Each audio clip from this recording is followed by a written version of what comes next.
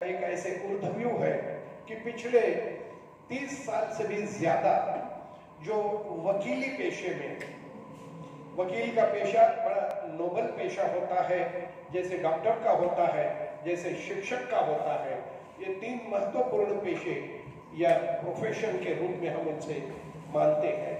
आज हमारे बीच देहू रोड से जो बिलोंग करते हैं एडवोकेट SR गोयल, यानी एडवोकेट शिव नारायण जी गोयल, इन्होंने आज तक इंफॉर्मेटिव वीडियो क्लिप्स या वीडियोज या लेक्चर के रूप में तकरीबन 84 से ज्यादा उनके नाम से YouTube चैनल पर काफी इंफॉर्मेटिव इंफॉर्मेशन दे रहे हैं और नए नए सब्जेक्ट्स को वो ले रहे हैं।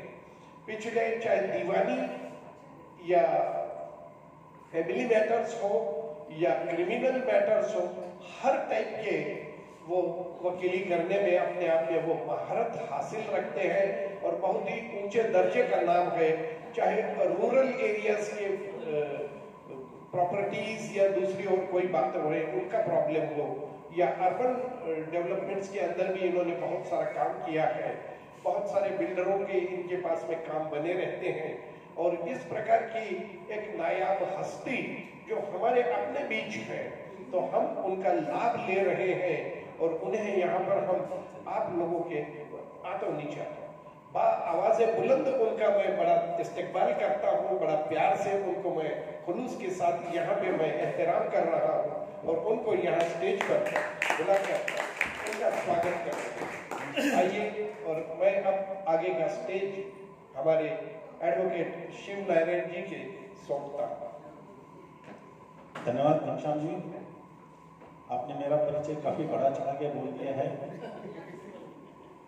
आपके बोलने में एक बात आई थी कि वानप्रस्थ जीवन की तरफ हम बढ़ रहे हैं, पर मेरा ये मानना है कि हम वानप्रस्थ की तरफ नहीं बढ़ रहे हैं, हम एक नई शुरुआत कर रहे हैं। हमारे जितने भी लोग यहाँ पर हैं, इन सभी को इकट्ठा करने के पीछे राजीव जी ने काफ़ी मेहनत की हुई है। इनका पहले मुझे दिसंबर महीने के आसपास एक बार फोन आया था कि शिवनारायण जी अपने एक ऐसा प्रोग्राम करेंगे, ऐसे लोगों को इकट्ठा करेंगे जिनकी उम्र 50, 55, 60 या ऊपर हो चुके हैं, जो घर में बोर हो जाते हैं या उनको ऐसे लगने लग जाता है कि अभी जीवन में क्या करना चाहिए, तो ऐसे लोगों को हम इकट्ठा करेंगे। तो मैंने कहा अच्छी आइडिया है, आप प्रोसीड हो जाइए, मेरा नाम लिख लीजिए, मैं तैयार हूँ। जो पहली मीटिंग मेरे ख्याल से 15 फरवरी 2022 को आपने गीता पाव भाजी होटल में रखी थी, उसमें मैं था। दोस्तों, उस टाइम पर मेरे ख्याल से 20 लोग कुछ थे मीटिंग में, 20 या 22 लोग थे, 22-23 लोग थे। आज हमारे इस ग्रुप में धीरे धीरे लोग जुड़ते गए और कारवां बढ़ता गया। आज इतना बड़ा कारवां हमारा हो गया है, आज 60 लोगों का अपना ये ग्रुप है। ठीक है, आज हम यहाँ पे 30 लोग इकट्ठे हुए हैं। 30 लोग का मतलब घर में से एक मेंबर तो आया है, एक जोड़ी में से एक तो आया है। इस तरह से हम लोगों को ये इंफॉर्मेशन आज मुझे देने के लिए इन्होंने आमंत्रित किया है। मेरा वकालत का पेशा है, मैं पिछले 30 वर्ष से ज़्यादा वर्षों से अभी प्रैक्टिस कर रहा हूँ। मैं सिविल में, क्रिमिनल में, कन्वेंसिंग में और ग्राहक मंच न्यायालय तक का काम करता हूँ। दोस्तों, आज का जो सब्जेक्ट चुना हुआ है विल यानी वसीयत, जिसे हम हिंदी में वसीयत कहते हैं, मराठी में इच्छा पत्र नहीं तो मृत्यु पत्र भी कहा जाता है। इच्छा पत्र, मृत्यु पत्र, वसीयतनामा या विल, ये सभी एक ही शब्द है।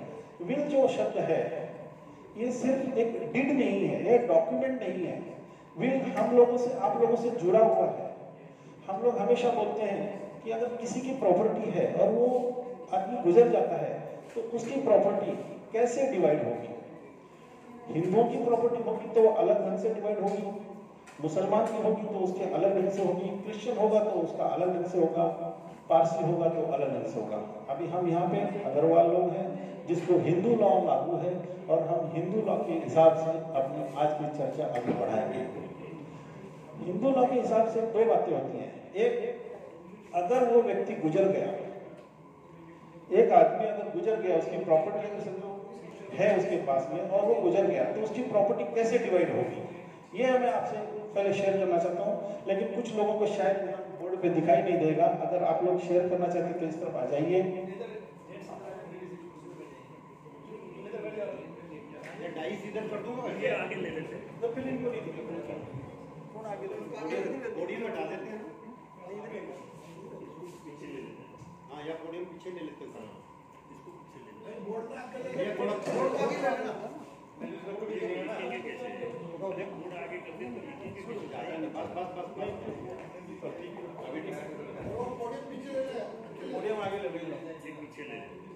आगे ले लो।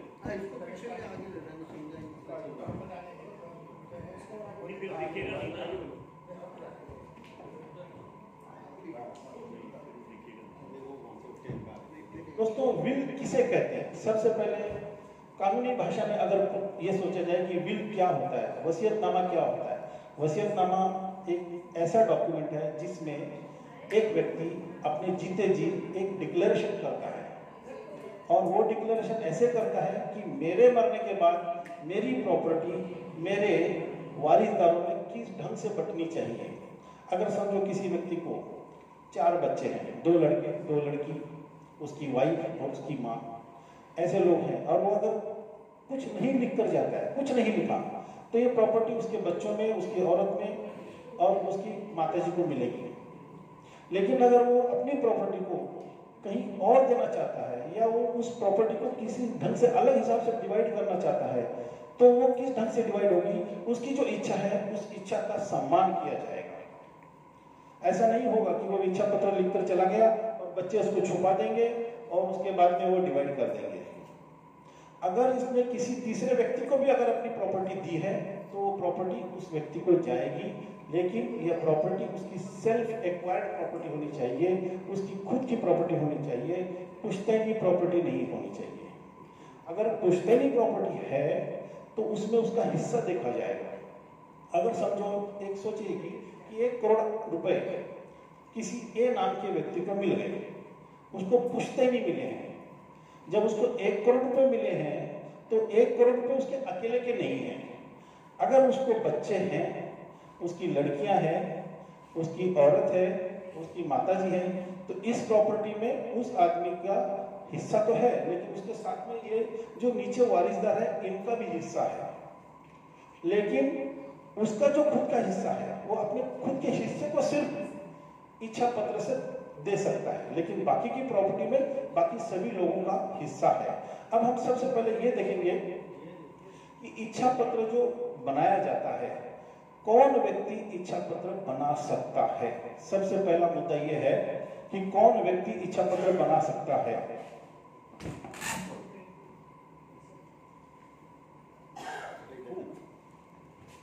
कौन व्यक्ति इच्छा पत्र बना सकता है। सबसे पहला मुद्दा यह है कि इच्छा पत्र बनाने के लिए उस आदमी की उम्र 18 साल होनी चाहिए। अगर उसकी उम्र 18 साल से नीचे है तो वो इच्छा पत्र नहीं बना सकता। दूसरी बात, वो साउंड माइंड होना चाहिए। साउंड माइंड का मतलब जब वो इच्छा पत्र बना रहा है तब उसे भले बुरे का ज्ञान होना चाहिए। अगर उसे भले बुरे का ज्ञान नहीं होगा तो इच्छा पत्र नहीं बना सकते। मेंटली फिट होना चाहिए, शारीरिक भी फिट होना चाहिए। आपको उसके बारे में बताता हूं। उसके बाद में वो इनसेन नहीं होना चाहिए। इनसेन मतलब क्या होता है? आपको तकलीफ होगी सर, आप इधर आइए।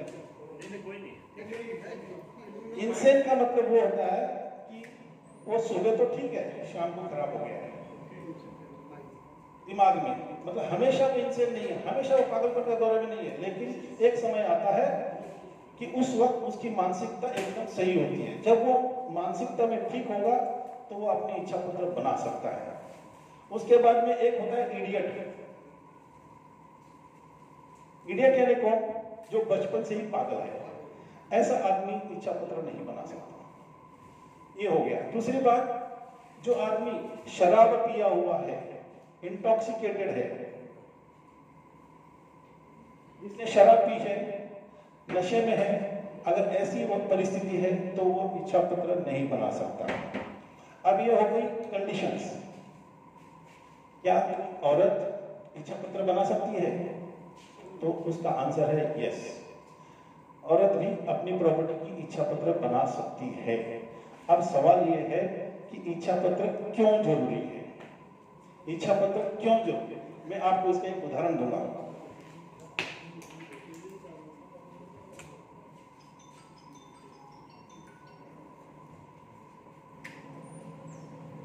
इच्छा पत्र इसलिए जरूरी है कि पहले मैं इलस्ट्रेशन आपको देता हूँ। आप वो इसको थोड़ा पीछे लेंगे,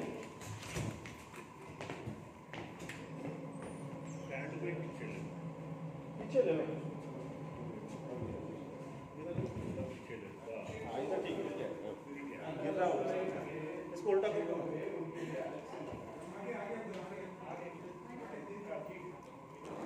चलो लगा, हमारे पास बोर्ड था वो ले आते थे। वो बातें की है, थोड़ा तो ऐसे ही इच्छा पत्र क्यों जरूरी है? इस प्रश्न का उत्तर इसलिए ऐसा है कि समझो एक ए नाम का व्यक्ति है और इस आदमी की डेथ हो जाती है। इसको एक लड़का है, इसको हम सन बोलेंगे, ये डॉटर बोलेंगे, इसकी वाइफ हो गई और ये इसकी मदर हो गई। इस आदमी के मरने के बाद इसकी प्रॉपर्टी लड़के में जाएगी, लड़की में जाएगी, वाइफ में जाएगी और माँ को भी मिलेगी। ऐसा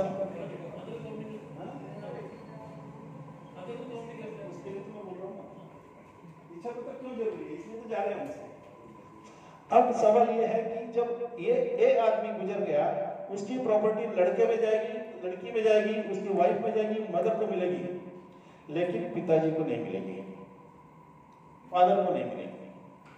अब सवाल यह है कि अगर समझो ये फादर जिंदा है, ये जिंदा है और उसका लड़का है, इसके नाम से कोई प्रॉपर्टी है और ये गुजर गया, सन गुजर गया, तो इसकी प्रॉपर्टी दोनों बच्चों में जाएगी, इसके बच्चों में जाएगी, इसको वाइफ को मिलेगी और इसकी माँ को मिलेगी, लेकिन इसके पिताजी को नहीं मिलेगी।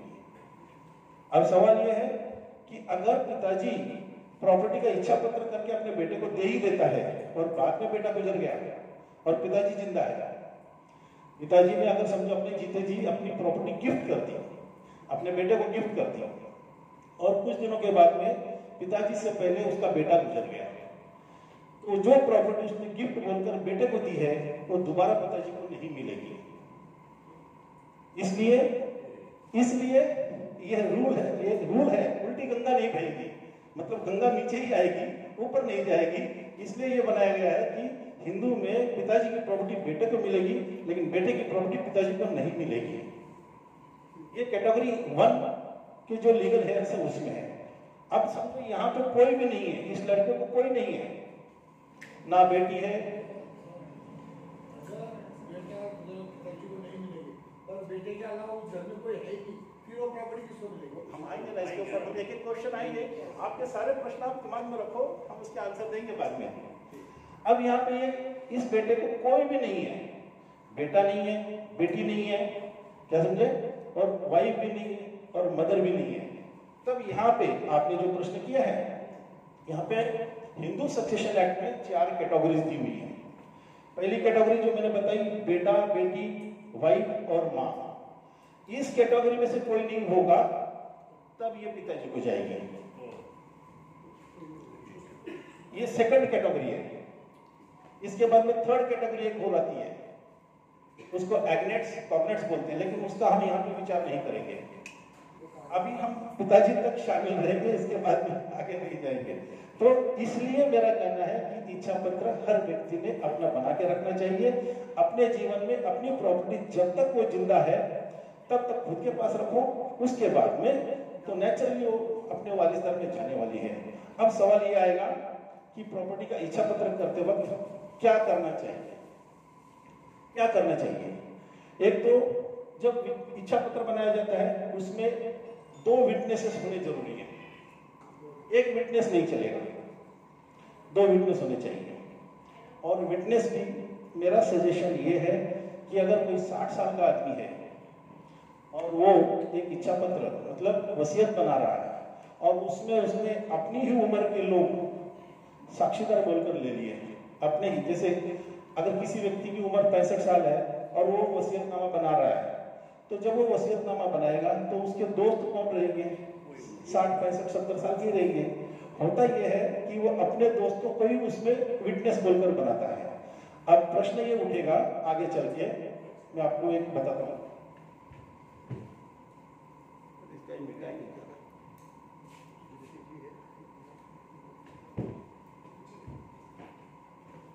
समझो एक आदमी है, उसकी उम्र है 65 साल, उसने अपनी इच्छा पत्र बनाई, अपनी वसीयतनामा बनाया और वो 10 साल तक जिया। समझ रहे हैं मुद्दा? और उसके दोस्त हैं, उनकी उम्र 65 साल 70 साल है, उसने 2 विटनेस ले लिए 70 साल वाले, और ये आदमी 10 साल तक जिया है। इनकी उम्र भी तब तक 80 साल हो गई।